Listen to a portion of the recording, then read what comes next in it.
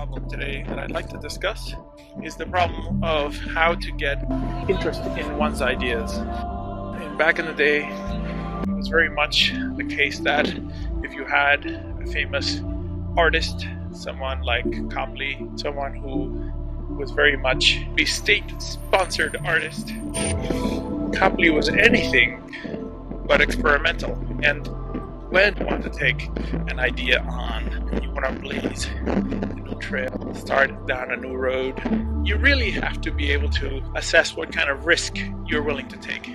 The risk of the martyr, someone not only misunderstood but ultimately sacrificed. That's kind of a sad thing, to end up being nailed to a tree or something, burned at a stake. But your idea is worth something, even though in today's time it may not be well accepted. Your idea is going to be an idea that's going to be worth something in the future, and you will end up risking, if you want, obscurity. You'll end up risking misunderstanding. You'll be walking the street by yourself, imagining that for all the work you've been doing, your only reward is to have obscurity.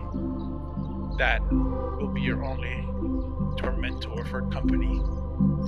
And yet, at the same time, when we look at these 2 points that indicate, on the one hand, John Copley, the most traditional painter, and then on the other hand, the church full of these saints and apostles many of whom were martyred and sacrificed. Between these two worlds, this is where you're going to be.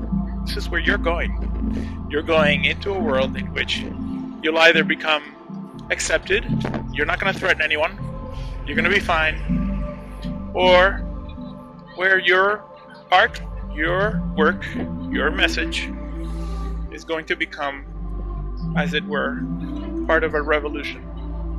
And that revolution will probably cost someone dearly. Like the man on the street, you're standing out there, unclear about what you want to do.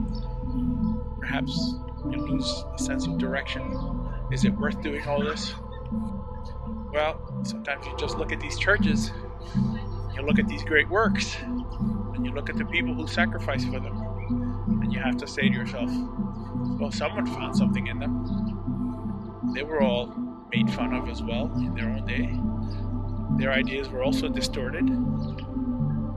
Today they're alone. Today they don't have any friends.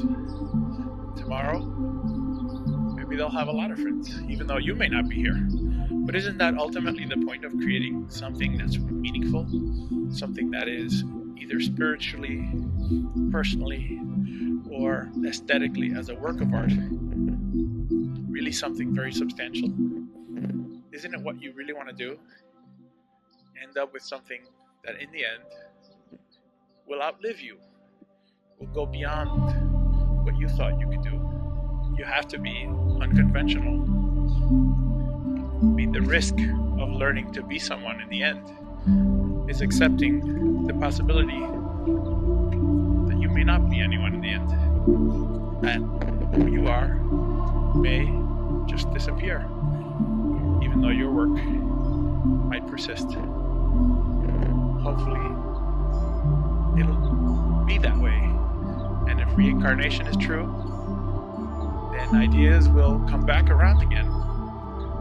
And I'll see you then. And I'll be looking at your work, and maybe there'll be a faint glimmer of recognition. You know, there's something about this person's work that strikes me. Whether it's a piece of music, a piece of text, a piece of architecture, a piece of performance. Because in the end, the only thing that you left behind was the spirit. And that's when you have something that really lasts. You don't do anything that's going to keep you alive, even in spirit. Who's going to remember it?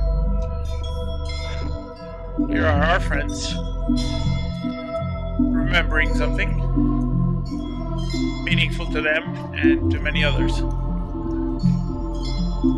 Going into a place of belief. I mean, this is meaningful for them and for many other people. I mean, I think this is where we have to go, ultimately, isn't it? If you want to countervail that feeling of emptiness that is ever present, very immediate now, is so good at surrounding us in then we have to get beyond this moment and go into something that lasts. I do hope you reach your goals. I know about dreams. I hope you attain yours. Even if I don't know your work, I don't know you, ultimately I just want to support whatever it is you're doing. And if it's risk-taking, if it's going someplace that no one's gone before, I'll follow you. I'll follow you for sure.